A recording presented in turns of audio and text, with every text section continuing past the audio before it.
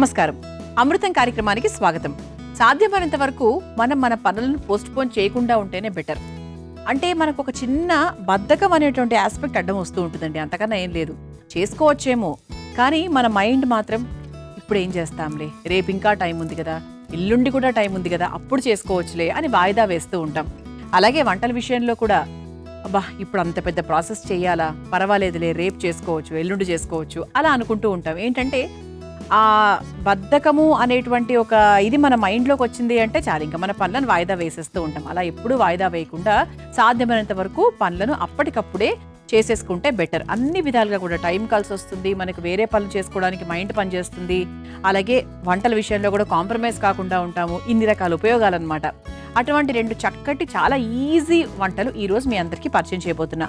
మరి ముందుగా నేను చేయబోయే వంట పేరు ఏంటంటే జొన్న బన్ను దోశ. ఏంటి వెరైటీగా ఉంది పేరు అనుకుంటున్నారా? ఏం లేదండి, జొన్న రవ్వను ఉపయోగించి ఒక దోశలాగా వేయబోతున్నా అనమాట. చాలా చాలా బాగుంటుంది. మరి ముందుగా కావాల్సిన పదార్థాలు ఏంటో చూసేద్దాం. జొన్న బన్ను దోశ తయారు చేసుకోవడానికి కావాల్సిన పదార్థాలు: నానబెట్టిన జొన్న రవ్వ 1 కప్పు, సూజీ రవ్వ 1/2 కప్పు, పెరుగు 4 టేబుల్ స్పూన్లు, నూనె 3 టేబుల్ స్పూన్లు, ఆవాలు 1/2 టేబుల్ స్పూన్, పచ్చిశనగపప్పు 1/2 టేబుల్ స్పూన్, మినప్పప్పు 1/2 టేబుల్ స్పూన్, జీలకర్ర 1/2 టేబుల్ స్పూన్, తరిగిన క్యాబేజ్ 1 కప్పు, ఉల్లికాడలు 1/2 కప్పు, తరిగిన పచ్చిమిర్చి 3, కరివేపాకు కొద్దిగా, ఉప్పు తగినంత, ఇంగువ 1/2 టేబుల్ స్పూన్, కొత్తిమీర కొద్దిగా, బియ్యపిండి 1/2 కప్పు, వంట సోడా చిటికెడు. జొన్న బన్ను దోశ తయారు చేసుకోవడానికి కావాల్సిన పదార్థాలన్నీ కూడా రెడీగా ఉన్నాయి. అయితే మనకి చూడ్డానికి మీకు ఇన్ని పదార్థాలు అనిపిస్తుందండి, ఏం లేదండి. ఇక్కడ మనకు జొన్న రవ్వ మాత్రమే నానబెట్టుకుని రెడీగా పెట్టుకున్నాం. ఇదిగోండి ఇది. తర్వాత మిగతా ఇవన్నీ కూడా నార్మల్గా మన ఇంట్లో పోపు సామానే అని చెప్పచ్చు, ఒక రకంగా చెప్పాలి అంటే. అయితే ఈరోజు మనము జొన్న బన్ను దోశ అని చెప్పాం. జొన్నల గురించి మాట్లాడుకోవాలి. జొన్నలు అనేది ఎక్కువగా ఎందుకు తింటారు అంటే, ఒకటి వెయిట్ రిడక్షన్కి, వెయిట్ మేనేజ్మెంట్కి, డయాబెటీస్తో ఇబ్బంది పడుతున్న వాళ్ళు చాలా ఎక్కువగా తింటూ ఉంటాం, మనం చూస్తూ ఉంటాం సాధారణంగా. ఎందుకంటే షుగర్ లెవెల్స్ని కంట్రోల్ చేయడానికి చాలా బాగా ఉపయోగపడుతుంది. అంతేకాకుండా ముఖ్యంగా ఇంకో విషయం చెప్పనా అండి, ఇందులో విటమిన్ బి కంటెంట్ కూడా ఎక్కువగా ఉంటుంది. అంటే సో బి కాంప్లెక్స్ టాబ్లెట్లు అవి ఎక్కువగా వేసుకునే వాళ్ళు, బి కావాలి అనుకునే వాళ్ళు కూడా జొన్న అనేది ఎక్కువగా తీసుకోవాలి. అంతేకాకుండా ఇది మనకి నర్వ్స్కి సంబంధించి కూడా చాలా బాగా బెనిఫిట్ అవుతుంది. సో నర్వ్స్తో నర్వ్స్ ఇబ్బందులు ఎవరికైనా ఎదురైతే కనుక రకరకాల మల్టీవిటమిన్స్ వేసుకుంటూ ఉంటారు. అలాంటి వాళ్ళు కూడా మనకు చక్కగా ఈ జొన్న పిండో జొన్న రవ్వనో వాట్ ఎవర్, అంటే జొన్నకి సంబంధించి ఏది తీసుకున్నా కూడా నర్వ్స్ అనేవి చాలా బాగా స్ట్రెంథన్ అవుతాయి. ఇందులో యాంటీ ఆక్సిడెంట్స్ కూడా ఎక్కువగా ఉంటాయి కాబట్టి ఓవరాల్గా మనకు ఇమ్యూనిటీ కూడా చాలా బాగా డెవలప్ అవుతుంది. మరిన్ని చక్కటి పోషక విలువలు ఉన్నాయి కాబట్టి మన జొన్న రవ్వలో మరి దాని కాంబినేషన్లో ఈరోజు మనం కాస్త బొంబాయి రవ్వ అలా మనం ఇన్స్టెంట్గా ఒక దోశ తయారు చేసుకోబోతున్నాం. చాలా డిఫరెంట్గా ఉండబోతుంది. అంటే మనకు ఉదయం లేచిన తర్వాత మనకి ఏ టిఫిన్ చేయాలో అర్థం కాలేదనుకోండి, ఒక్క ½ అన్ అవర్ ముందు జొన్న రవ్వ నానబెట్టేసుకోండి. జొన్న రవ్వ మన ఇంట్లో ఉండాలి ముందుగా. దాన్ని నానబెట్టేసుకుంటే హాయిగా తయారు చేసుకోవచ్చు. అయితే ఫస్ట్ ఏం చేయాలంటే, మనము ఇలా మీరు ఉదయాన్నే లేచిన తర్వాత మీకు ఏ టిఫిన్ దొరకలేదు చేసుకోవడానికి, అంటే మీకేం తోచలేదు, మీరు ఏదో ఒకటి తయారు చేసుకోవాలి అనుకుంటే ఇలా ఒక అర్ధగంట పాటు జొన్న రవ్వను నానబెట్టుకోండి. అలా నానబెట్టుకున్నటువంటి జొన్న రవ్వను ముందుగా ఒక బౌల్లోకి తీసుకోండి.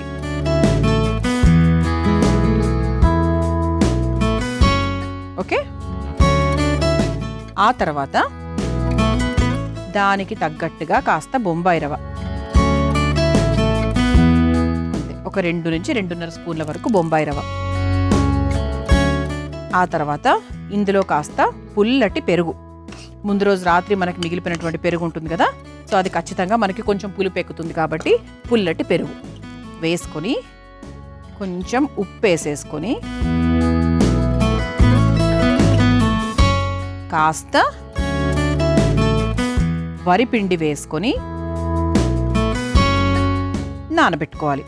నానబెట్టుకోవడం అంటే ఏం లేదండి, నీళ్లు పోసుకొని ఒక అర్ధగంట పాటు పక్కన పెట్టేయాలి. రవ్వ నానబెట్టాలి అర్ధగంట, ఇవన్నీ కూడా కలిపి కూడా ఆల్మోస్ట్ ఒక ½ అన్ అవర్ పాటు నానబెట్టుకోవాలంటే ఎంత నానబెడితే మన ఇన్స్టెంట్ దోశ కాబట్టి అంత చక్కగా వస్తుందన్నమాట. ఇది ఒకసారి కలిపేసుకొని కొంచెం వాటర్ యాడ్ చేసుకుందాం. అంటే మరీ వాటర్ ఎలా యాడ్ చేసుకోవాలి అంటే, మరీ లూజ్గా అలా కాకుండా ఇడ్లీకి దోశకి మధ్యలో ఒక కన్సిస్టెన్సీ ఉంటుంది కదా, ఆ విధంగా మనం నీళ్లు పోసుకోవాలి. ఇది నానుతుండండి, దగ్గర పడుతుంది, రవ్వ బాగా నీళ్లు పీల్చుకుంటుంది కాబట్టి. నేను ఇలా పోసి పెట్టాను. ఇది మీకు ఒక 10 నిమిషాల తర్వాత ఎలా ఉంటుందో కూడా చూపిస్తాను. ఇప్పుడు ఇలా ఉంది కదా, ఇంత జారుగా బేసిక్గా మనం తయారు చేసుకోము, కానీ ఇది మనకు రవ్వ కాబట్టి నీళ్లు తీసుకుంటుంది కాబట్టి బాగా ఇది దగ్గర పడిపోతుంది. ఇప్పుడు ఈ మిశ్రమాన్ని మనం కాసేపు పక్కన పెట్టేసుకుందాం. ఇక్కడ పెట్టేస్తున్నాం. ఇప్పుడు మనము స్టవ్ వెలిగించేసుకుందాం. మనము రవ్వ ఇడ్లీ తయారు చేసుకుంటాం కదండి, అంటే ఒక పిండి రెడీ చేసుకుని దానికి పోపు వేసుకుంటూ ఉంటాం. అలాగే ఇది కూడా అదే విధంగా మనం పిండి తయారు చేసేసుకున్నాం. ఆల్మోస్ట్ ఒక 10 నిమిషాలు అది నానాలి. ఈ లోపు దానికి మనం పోపు తయారు చేసుకుంటున్నాం. ఎందుకంటే ఈ పోపులోనే దీంట్లో వేసేటువంటి ఈ పోపులోనే మెయిన్ రుచి అన్నమాట. ఓకే, ఇందులో కాస్త నూనె వేసేసుకుందాం.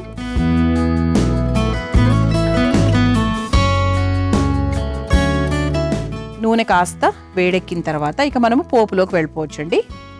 ముందుగా ఆవాలు, ఆ తర్వాత కాస్త జీలకర్ర,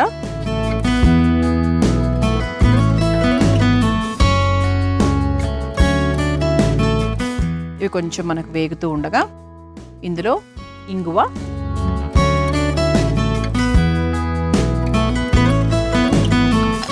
ఆ తర్వాత పచ్చిమిరపకాయలు. అంటే ఇవన్నీ మనం వేయించుకొని అలా వేసుకుంటే ఇంకా బాగుంటుంది. ఇది ఒక్కసారి వేయించేసుకుందాము. ఆ తర్వాత మినప్పప్పు. ఇంకా పోపులో భాగంగా ఇంకా మీ అందరికీ తెలిసిందే కదా ఏవేవి ఉంటాయో. సాధారణంగా ఆవాలు, జీలకర్ర, శనగపప్పు, మినప్పప్పు, శనగపప్పు. ఇవన్నీ ఒకసారి వేయించుకుందాం.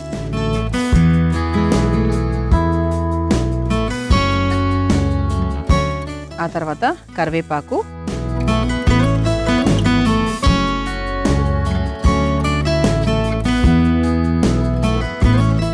ఆ తర్వాత ఉల్లికాడలు, సన్నగా తరుక్కున్న ఉల్లికాడలు. మీరు మామూలుగా ఉల్లిపాయ ముక్కలు వేసుకోవాలి అంటే కూడా ఉల్లిపాయ ముక్కలు మీరు వేసుకోవచ్చు.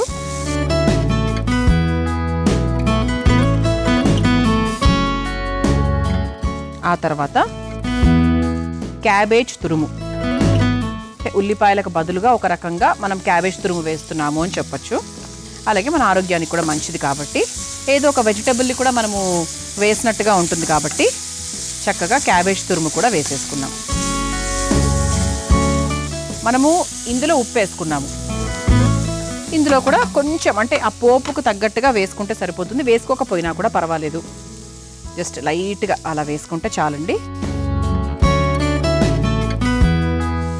పోపు కూడా మనకు ఆల్మోస్ట్ రెడీ అయిపోయినట్టే. స్టవ్ ఆఫ్ చేసేసుకోవచ్చు. ఇప్పుడు ఒక్కసారి మన పిండి ఎలా ఉందో మనం చూద్దాం.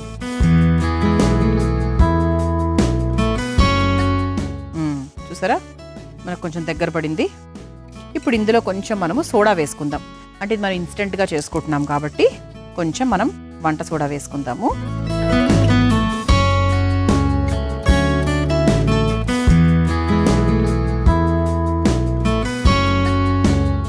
ఆ తర్వాత కాస్త కొత్తిమీర కూడా వేసేసుకుందాం.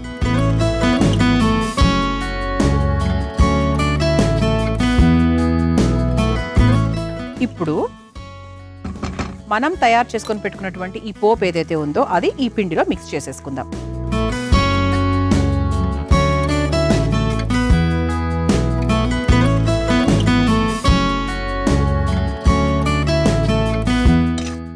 స్మెల్ అయితే బ్రహ్మాండంగా వస్తుందండి. చక్కగా క్యాబేజ్ తురుము అన్నీ వేసాం కదా, సో మంచి స్మెల్ అయితే వస్తుంది. ఇదిగోండి, ఇలా చక్కగా పోపుని కూడా మిక్స్ చేసేసుకుందాం. ఇప్పుడు అసలు సిసలు రూపం వచ్చిందనమాట. దీనికి కన్సిస్టెన్సీ కరెక్ట్గా సరిపోయింది. పోపు కూడా వేసేసుకున్నాము. ఇక పిండి మనకు రెడీగా ఉందన్నమాట బన్ను దోశ తయారు చేసుకోవడానికి. ఓకే, ఇప్పుడు మనము ఈ బాండి పక్కన పెట్టేద్దాం. ఇదిగోండి, నేను దీంట్లో తయారు చేయబోతున్నాను అనమాట. అంటే ఇది చెప్పాను కదండి, ఇలా మనకు లావుగా వేస్తాము, చాలా ఇలా వస్తుందని చెప్పి. సో అందుకు ఈ పెనంలో తీసుకున్నాను. అంటే మన దగ్గర ఏదైనా చిన్న ప్యాన్స్ ఉంటాయి కదా, సో వాటిలలో ఇది వేసుకుంటే చాలా కరెక్ట్గా వస్తుంది. ఇప్పుడు ఈ స్టవ్ వెలిగించేస్తున్నాను పక్కన. ఇందులో నూనె కూడా మనం కొంచెం ఎక్కువగా వేసుకోవాలి, ఎందుకంటే మనము తిప్పుకోవడానికి చాలా మనకు అనువుగా రావాలి కాబట్టి. ముందుగానే ఇందులో నూనె కాస్త అంటే 1.5 స్పూన్ దాకా వేస్తున్నాం. ఇలా ఒకసారి వీటంతా కూడా గ్రీజింగ్ చేసుకున్నాం. ఈ పెనం చాలా ఫాస్ట్గా దగ్గర పడిపోతుంది. సరే, పెనం కూడా మనకు వేడెక్కిపోయిందండి. ఇప్పుడు మనము తయారు చేసుకొని పెట్టుకున్నటువంటి ఈ పిండిని ఒక్కసారి ఇలా గరిటెతో కలుపుకుందాం. కలుపుకొని ఇలా వేడెక్కినటువంటి ప్యాన్లో చక్కగా ఒక గరిట నిండా వేద్దాం. ప్రస్తుతానికి ఇంకొంచెం కూడా వేసుకోవచ్చు. ఇలా లావుగా వేసుకోవాలన్నమాట. ఇది చాలా సిమ్లో పెట్టుకొని మూత కూడా పెట్టి మనం దీన్ని చక్కగా మగ్గించుకోవాలి. ఎందుకంటే ఇది మనకేమీ పలచగా లేదు, ఇలా అటు ఇటు వేపడానికి. ఇది చాలా మనకు లావుగా వేసాం కాబట్టి లోపల ఎక్కడా కూడా పచ్చదనం లేకుండా ఉండడానికి మనం మూత పెట్టి దీన్ని చక్కగా ఒక రకంగా చెప్పాలంటే ఆవిరిలో ఉడికించుకోవాలని చెప్పొచ్చండి. అరటిపండుని చిన్న చిన్న ముక్కలుగా కట్ చేసుకొని పెరుగుతో ఆ రోజు 2-3 సార్లు తినాలి. అలా చేస్తూ ఉన్నట్టయితే డయేరియా అనేది చాలా ఫాస్ట్గా తగ్గిపోతుంది. ఈసారి ఈ ఇబ్బంది ఎదురైతే తప్పకుండా ఈ చిట్కాని ప్రయత్నించండి. జొన్న బన్ను దోశ వేసేసుకున్నాము. అసలు ఇంత కరకరలాడుతూ భలే వచ్చిందో. ఇక స్టవ్ కూడా ఆఫ్ చేసేయచ్చండి. నేను మీకు తిప్పింది కూడా చూపించాను ఎలా లోపల కాలింది అనేది. చక్కగా మనం దీన్ని ఒక సర్వింగ్ ప్లేట్లోకి తీసేసుకుందాం.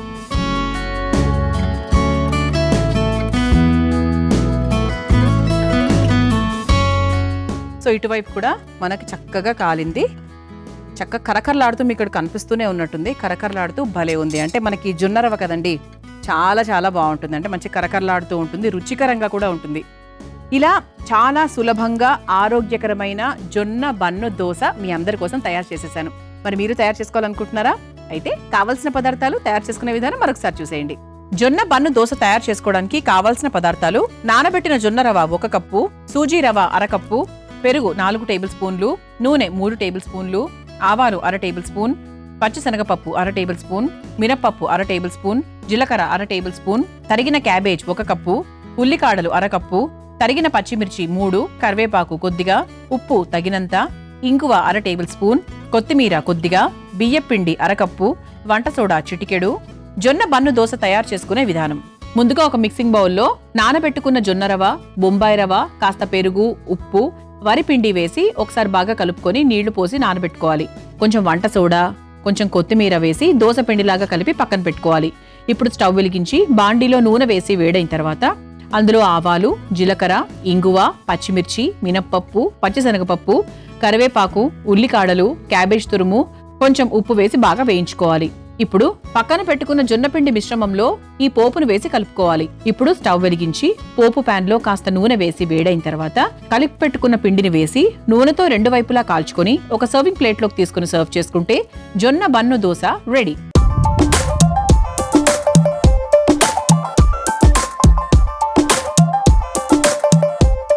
చూసారు కదా, జొన్న బన్ను దోశ ఎంత సులభంగా తయారు చేసుకోవచ్చో. రుచి చూసి ఎలా ఉందో చెప్తాను. కరకరలాడుతుంది కొనాలు.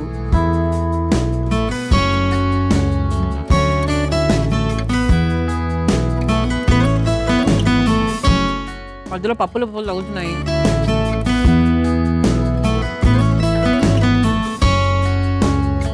భలే ఉందండి. పప్పులు తగులుతున్నాయి, రవరవగా ఉంది, కరకరగా ఉంది. అంటే ఏదో దోశ లావుగా పోసుకుంటే మెత్తగా ఉంటుంది అలాంటి ఆ ఉద్దేశం అస్సలు పెట్టుకోకండి. చాలా చాలా టేస్టీగా ఉంది. తప్పకుండా ప్రయత్నించండి.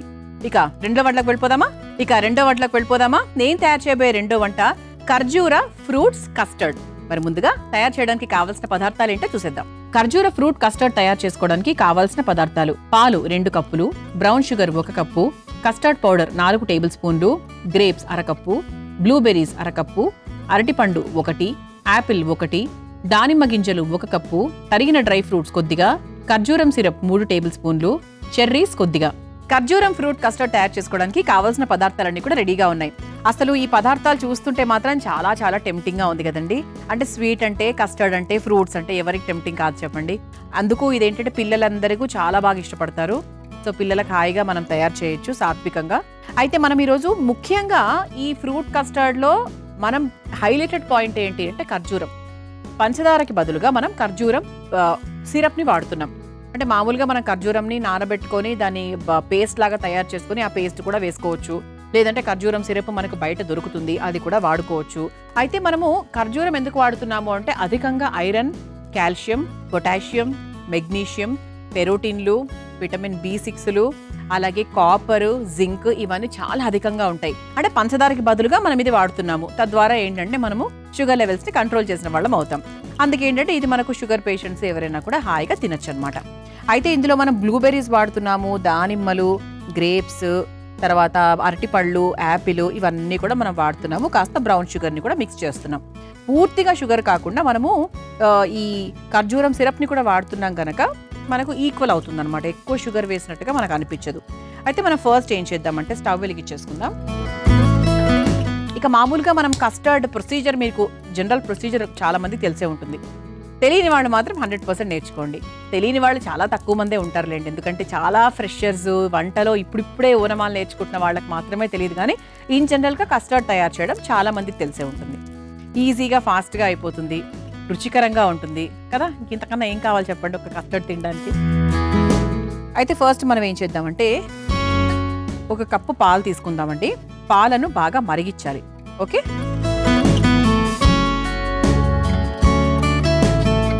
ఇంకొంచెం పాలు కూడా పోసుకుందాం. ఇది ఒక్కసారి మనం బాగా అంటే కొంచెం మనకు సిమ్లో పెట్టుకొని బాగా మరిగించేసుకుందాం. కస్టర్డ్ పౌడర్ కూడా మనకు బయట దొరుకుతుంది కాబట్టి మనకు కొత్తగా దొరకందంటూ ఇందులో ఏం లేదు. ఇందులో బ్లూబెర్రీస్ కూడా వాడుతున్నాం. ఎందుకంటే బ్లూబెర్రీస్ వాడడం వల్ల కాస్త బ్లూబెర్రీస్లో చాలా అధికంగా యాంటీ ఆక్సిడెంట్స్ ఉంటాయి. మీరు ఎప్పుడైనా ప్రయత్నించారో లేదో, ఇది కాస్త ధర ఎక్కువ. వేరే వాటితో పోల్చుకుంటే 100% ధర కొంచెం ఎక్కువ. అయితే మనకి ఎప్పుడైనా నీరసంగా ఉన్నా, అసలు మనం డీలా పడిపోయాము అనిపించినప్పుడు, ఇన్స్టెంట్గా మీకు ఒక ఎనర్జీ కావాలి అనుకుంటే కనుక 100% బ్లూబెర్రీస్ అనేవి సహాయం చేస్తాయండి. ఇన్స్టెంట్ ఎనర్జీ తెలుసా. కానీ ఏంటంటే మనకు ఎక్కడ పడితే అక్కడ దొరకదు. కొంచెం మంచి సూపర్ మార్కెట్స్కి వెళ్తే తప్ప మనకు బ్లూబెర్రీస్ దొరకవు. కాబట్టి అదొక్కటే చిన్న ఇష్యూ తప్ప, అదర్వైజ్ మనకు బ్లూబెర్రీస్ అనేవి చాలా మంచిది. అసలు ఎంత మంచి యాంటీ ఆక్సిడెంట్స్ ఉంటాయంటే, రోగనిరోధక శక్తిని మెరుగుపరచుకోవాలి అనుకుంటే బ్లూబెర్రీస్ చాలా బాగా సహాయపడతాయి. ఇలా పాలు మరుగుతున్నాయి కదా. ఇప్పుడు మనం ఏం చేద్దామంటే ఇలా కస్టర్డ్ పౌడర్లో చల్లటి పాలు వేసుకుందాం. డైరెక్ట్గా ఎప్పుడూ వేయకూడదండి, అస్సలు వేయకూడదు, ఉండలు కట్టేస్తుంది. కాబట్టి చక్కగా మనము పాలతో మిక్స్ చేసుకుంటే బాగుంటుంది. కస్టర్డ్ పౌడర్లో పాలు వేసుకొని ఉండలు కట్టకుండా కలుపుకుందాం. ఇటువైపు చూసారా మన పాలు కూడా చక్కగా మరిగిపోయాయి. ఇటువైపు మన కస్టర్డ్ పౌడర్లో మనము పాలు కూడా మిక్స్ చేసేసుకుంటున్నాము.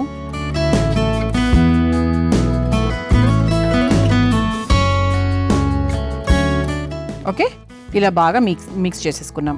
ఇప్పుడు ఇలా తయారైనటువంటి కస్టర్డ్ పౌడర్ని చక్కగా పాలల్లో వేస్తూ కలుపుకుందాం.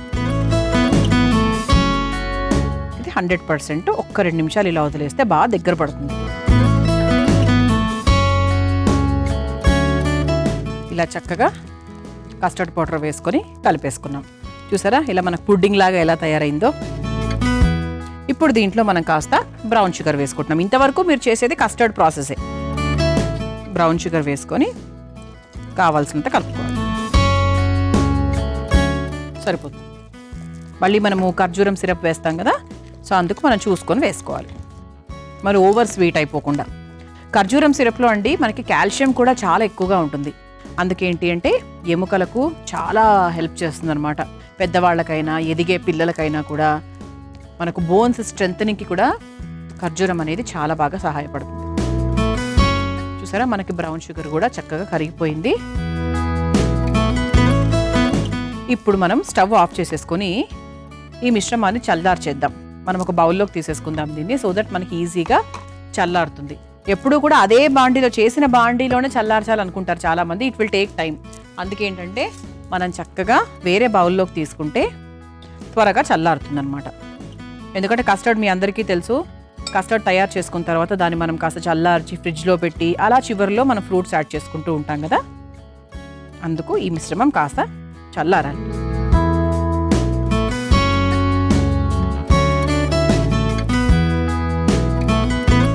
ఓకే, రాగి పాత్రలు తళతళలాడాలంటే ఏం చేయాలో తెలుసా? నిమ్మ ఉప్పు, వంట సోడా కలిపి రాగి పాత్రని శుభ్రం చేసినట్టయితే రాగి పాత్రలు చాలా ఫాస్ట్‌గా తళతళలాడిపోతాయి, కొత్తగా మెరుస్తాయి. ఈసారి ఈ చిట్కా ప్రయత్నించండి. చాలా వరకు చల్లారిపోయింది. సరిపోతుంది. అంటే ప్రస్తుతానికి మనకు సరిపోతుందన్నమాట. ఇప్పుడు మన ముఖ్యమైన పదార్థం ఇంతవరకు వేయలేదు, ఇప్పుడు వేద్దాం. ఖర్జూరం సిరప్ అండి. ఇది చక్కగా 1 లేదా 1.5 స్పూను ఇలా బంకగా ఉంటుందన్నమాట. ఇది ఒకసారి వేసుకొని కలిపేసుకుందాం. తేనె కన్నా కూడా చాలా బంక అతుక్కుపోతూ ఉంటుంది. ఇది మనకి ఒరిజినల్గా దొరుకుతుందండి. అంటే ఒరిజినల్గా అంటే అది పసిగట్టడం ఎలా అంటారా? అంటే అది కొంచెం కష్టమైన విషయమే. కానీ చాలా వరకు ఈ డేట్ సిరప్లో కొంచెం షుగర్స్ ఎక్కువ యాడ్ చేసేస్తున్నారు ఈ మధ్య.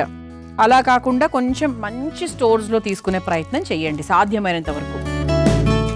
ఆ తర్వాత మనము ఖర్జూరం సిరప్ వేసేసాం కదా, ఇక మనకు కావాల్సిన పళ్ళన్నీ కూడా వేసుకోవచ్చు.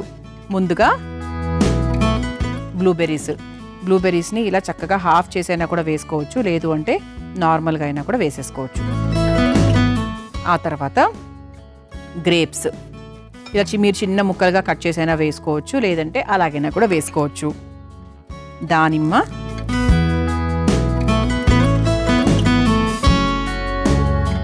అలాగే ముఖ్యంగా అంటే మన కస్టర్డ్లో అరటిపండు లేకపోతే అసలు రూపమే రాదు నాకైతే అండి. అసలు ఏమీ లేకపోయినా అరటిపండు మాత్రమే వేసుకుంటాను అప్పుడప్పుడు, ఎందుకంటే అసలైన టేస్ట్ కదా. సో దీంతో కూడా మనకు స్వీట్నెస్ వస్తుంది, న్యాచురల్ స్వీట్నెస్. ఇలా చక్కగా అరటిపండు కూడా వేసేసుకున్నాము. ఆ తర్వాత యాపిల్ కూడా మనం సన్నగా తరుక్కొని వేసుకోవచ్చు. ఇప్పుడు దీన్ని బాగా కలిపేసుకుందాం. ఇంకా ఈ ప్రాసెస్ ఆఫ్ కోర్స్ మీ అందరికీ తెలిసిందే అనుకోండి. ఇప్పుడు ఇలా తయారు చేసిన దాన్ని మనం చక్కగా ఫ్రిడ్జ్లో పెట్టుకొని 1 గంట ఆగి తింటే చల్లగా చక్కగా ఉంటుంది. లేదు కొంతమంది ఇలా వామ్గానే తినేస్తారు. అంటే తినడానికి ఆపుకోలేని వాళ్ళు, అంటే నాలాంటి వాళ్ళు అప్పుడప్పుడు ఇలాగ వేడివేడిగా ఉన్నప్పుడు తినేస్తారు. ఇదంతా వేడిగా కూడా అఫ్ కోర్స్ ఏం లేదు, వామ్గానే ఉంది కాబట్టి ప్రాబ్లం లేదు.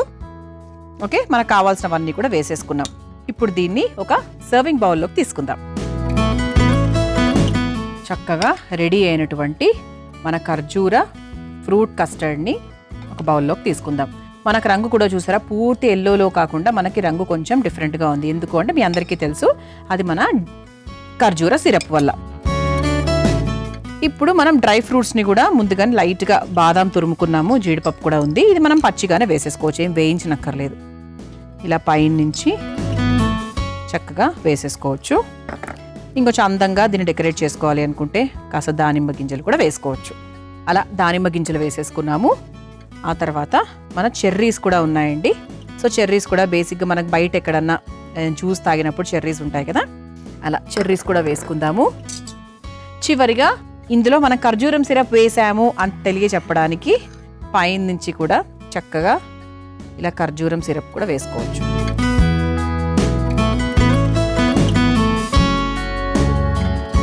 ఇక ఇది చూసిన వెంటనే ఎవరికి తినాలి అనిపించదు చెప్పండి? మీ అందరూ ఎదురు చూస్తున్నారని నాకు తెలుసు. ఖర్జూర ఫ్రూట్స్ కస్టర్డ్ మీరు తయారు చేసుకోవాలనుకుంటే కావాల్సిన పదార్థాలు, తయారు చేసుకునే విధానం మరొకసారి చూసేయండి. ఖర్జూర ఫ్రూట్ కస్టర్డ్ తయారు చేసుకోవడానికి కావాల్సిన పదార్థాలు: పాలు 2 కప్పులు, brown sugar 1 cup, custard powder 4 table స్పూన్లు, గ్రేప్స్ 1/2 కప్పు, బ్లూబెర్రీస్ 1/2 కప్పు, అరటిపండు 1, యాపిల్ 1, దానిమ్మ గింజలు 1 కప్పు, తరిగిన డ్రై ఫ్రూట్స్ కొద్దిగా, ఖర్జూరం సిరప్ 3 టేబుల్ స్పూన్లు, చెర్రీస్ కొద్దిగా. ఖర్జూర ఫ్రూట్ కస్టర్డ్ తయారు చేసుకునే విధానం: ముందుగా స్టవ్ వెలిగించి ప్యాన్లో పాలు పోసి మరిగించుకోవాలి. తర్వాత కస్టర్డ్ పౌడర్ బౌల్లో చల్లని పాలు పోసి కలిపి మరుగుతున్న పాలల్లో వేసి బాగా కలుపుకోవాలి. ఆ తర్వాత అందులో కాస్త బ్రౌన్ షుగర్ కూడా వేసి కరిగించుకోవాలి. ఇప్పుడు స్టవ్ ఆఫ్ చేసి ఒక బౌల్లోకి తీసుకుని ఈ మిశ్రమాన్ని చల్లార్చుకోవాలి. తర్వాత అందులో ఖర్జూరం సిరప్, బ్లూబెర్రీస్, గ్రీన్ గ్రేప్స్, దానిమ్మ గింజలు, అరటిపండు ముక్కలు, యాపిల్ ముక్కలు వేసి ఒకసారి బాగా కలుపుకోవాలి. ఇప్పుడు ఒక సర్వింగ్ బౌల్లోకి తీసుకుని పైన నుంచి తరిగిన డ్రై ఫ్రూట్స్, దానిమ్మ గింజలు, చెర్రీస్, కాస్త ఖర్జూరం సిరప్ ని కూడా వేసి సర్వ్ చేసుకుంటే ఖర్జూర ఫ్రూట్ కస్టర్డ్ రెడీ.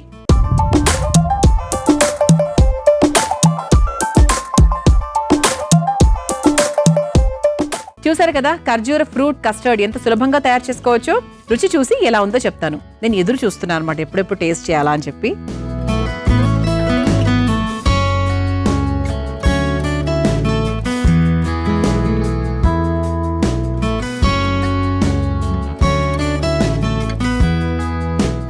ఇంక ఇది బాగుండకుండా ఎలా ఉంటుంది చెప్పండి. కస్టర్డ్, ఖర్జూరం సిరప్పు, మన చక్కగా అన్ని ఫ్రూట్స్, ఆహా అద్భుతం అంటే అద్భుతంగా ఉందండి. చాలా బాగుంది. అంటే ఇది మళ్ళీ చెప్తున్నాను, ఇది ప్రొసీజర్ ఏదో కొత్త మీకు రాదు అని కాదు చెప్పింది. పంచదారకి బదులుగా మనం ఖర్జూరం సిరప్ కూడా వేసుకోవచ్చు అనేది మన మెయిన్ పాయింట్ అన్నమాట.